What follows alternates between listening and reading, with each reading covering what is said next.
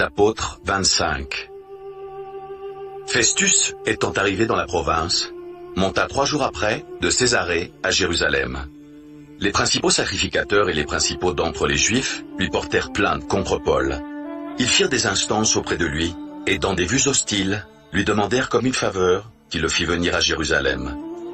Ils préparaient un guet-apens pour le tuer en chemin. Festus répondit que Paul était gardé à Césarée, et que lui-même devait partir sous peu.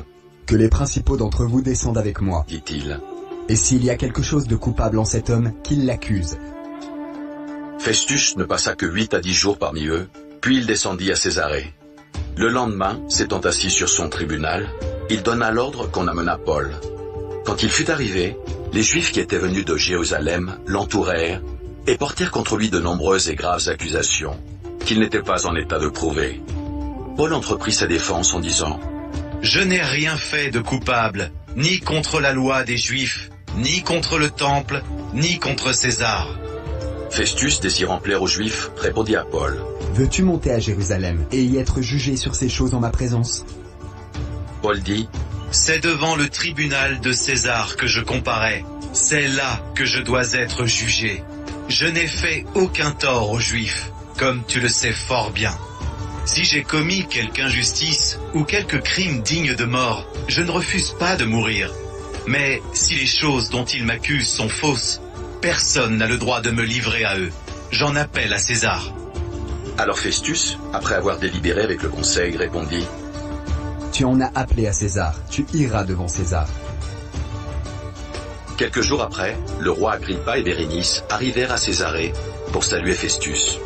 Comme ils passèrent là plusieurs jours, Festus exposa au roi l'affaire de Paul et dit « Félix a laissé prisonnier un homme contre lequel, lorsque j'étais à Jérusalem, les principaux sacrificateurs et les anciens des Juifs ont porté plainte en demandant sa condamnation.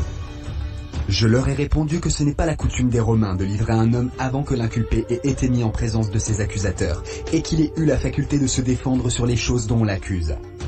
Ils sont donc venus ici, et, sans différer, je m'assis le lendemain sur mon tribunal, et je donnai l'ordre qu'on amenât cet homme. Les accusateurs, s'étant présentés, ne lui imputèrent rien de ce que je supposais. Ils avaient avec lui des discussions relatives à leur religion particulière et à un certain Jésus qui est mort et que Paul affirmait être vivant. Ne sachant quel parti prendre dans ce débat, je lui demandai s'il voulait aller à Jérusalem et y être jugé sur ces choses. Mais Paul en ayant appelé pour que sa cause fût réservée à la connaissance de l'empereur, j'ai ordonné qu'on le gardât jusqu'à ce que je l'envoyasse à César. Agrippa dit à Festus « Je voudrais aussi entendre cet homme. » « Demain, répondit Festus, tu l'entendras. » Le lendemain donc, Agrippa et Bérénice vinrent en grande pompe et entrèrent dans le lieu de l'audience avec les tribuns et les principaux de la ville. Sur l'ordre de Festus, Paul fut amené.